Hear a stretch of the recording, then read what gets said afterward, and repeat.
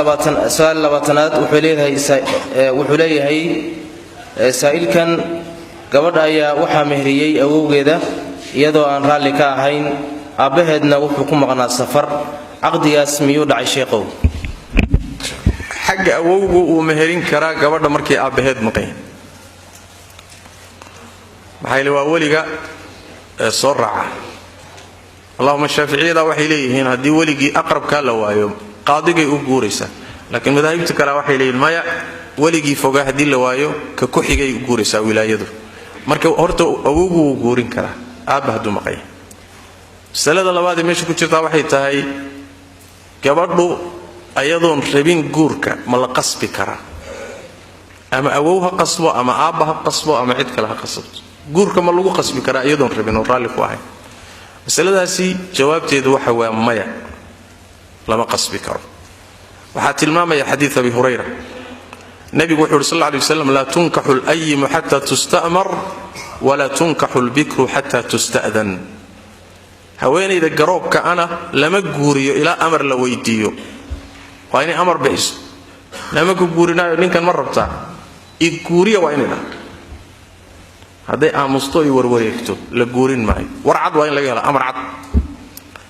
gabadha bikradan guuru horrayninna ayadana laba guurinayo yaan la guurinin waaye ilaa idan la weydiiyo. fasax amar iyo idan way kala duwan yihiin. nabigu wuxuu yidhi sal alla alay wasalam, saxaabadu waxay yidhahen oo rasuulka ilaahay idankeedu see wey? gabdhuhu waa xishoon jireen inay idantoy fasaxdo in la guuriyo, say ku dhici kartaa? nabigu wuxuu yidhi sal alla alay wasalam an taskut, waa inay aamusto.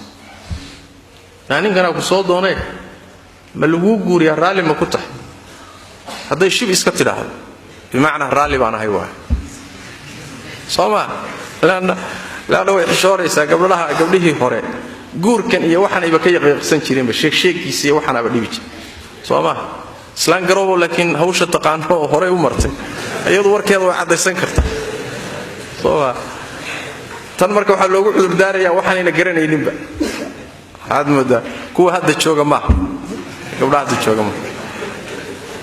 ayib, taqriiban sida loo badan social media wax badan qarribay. waxaa isla tilmaamaya marka xadiiska wuxuu tilmaamayaa inaan gabadha bikrada aan la guurinaynin ilaa iidaan la weydiiyo. calaamadun waa in la helo inay raalli ku tahay, aamusna ha noqotee. waxaa sii caddaynaya masalada iyada ah xadiid ay culimmo badan saxiixinayaan, xadiidka cabdillahi bn cabbaas. gabadh bikra baa nabiga u timi sal alla alay wasalam, markaasay rasuulka waxay uu sheegtay aabbaheed inuu guuriyey iyadoo kahanaysa, iyadoo ninka rabin inuu aabbaheed guuriyey bay nabiga u sheegtay sal alla alay wasalam. fakhayaraha nabiyu sal alla alay wasalam, markaasuu nabigu khiyaar geliyey. wuxuu ku yidhi khiyaar baad leedahay, guurkii aabbaha inaad fuliso ood ninkaasi xaas u noqoto, iyo inaad diiddo ood ku gacan saydho, khiyaar baad u leedahay, laguma qasbi karo waa. xadiidkaas waxaa soo saaray axmed, abu daawuud, ibn maaja iyo keyrkood. waxaa xoojinaya duruqdiisa ku xoojinaya xaafid ibn xajar, waxaa saxiixinaya adiyaa ibnu qataan, abulxasan ibnu qataan, sheekh albaaniba way sugayaan. wuxuu tilmaamayaa xataa bikrada inaan la qasbi karin. islaan garoob warkeeda iska badaaya, xataa bikrada inaan la qasbi karin. gabadha yartaa marka labay u qaybiyaan. gabadh yaroon qaangaadhinayta waa bikro, mana qaangaadhin. waxay u badan yihiin inuu aabbaheed guurin karo iyo awowgeed iyadoon raalli ahayn, leanna markay yartoyna qaangaadhin maslaxadeeda uma taqaanay leeyi. midda labaadna waa gabadh bikraa laakiin qaangaadhay oo wax fahmaysa. say culimmadu u badan yihiin waxay leeyihiin waa la idan in la weydiiyo. qaar way waajibinayaan, qaarna waxay leeyihin waa istixbaab oo waa sunno. hadday diiddo oo ay tidhahdo ma raba ninkaa, lama qasbi karo. aabba iyo ay awowo horta cid aan ahayn oo qaraabadii kaliya awliyadii kalea inayna qasbi karayn waa ijmaac. aabbiya awow bay fuqahada qaarkood yidhaahdeen way qasbi karaan, sida shaaficiyada iyo maalikiyada iyo xanaabilada. waxay leeyihiin aabba hadduu yahay ama awow uu yahay, ninka ay u guurinayaan nin kuf u ah uu yahay oo dhaqan karo oo kuf u ah, way qasbi karaan, iyadoon rabin bay guurin karaan bay leeyihin.